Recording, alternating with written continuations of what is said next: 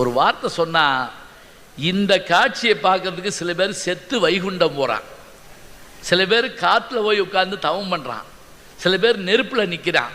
ஆனால் நான் ஒன்றுமே செய்யாமல் உன்னை பார்த்துட்டேன். ஒன்றுமே செய்யாமல்ல, அவன் வாழ்நாள்லாம் செஞ்ச தர்மம் அவனை பார்க்க வச்சது. இப்போ கிருஷ்ண பரமாத்மா ஒரு கேள்வி கேட்டாருங்க, கர்ணா உனக்கு என்னடா வேணும்னு கேட்டார்.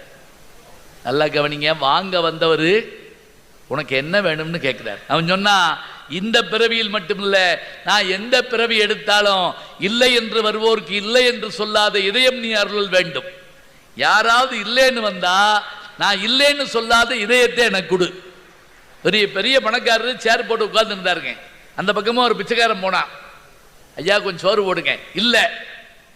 ஒரு வேட்டி கொடுங்க, கிடையாது. ஒரு ரூபா இருக்குமா, இல்லை.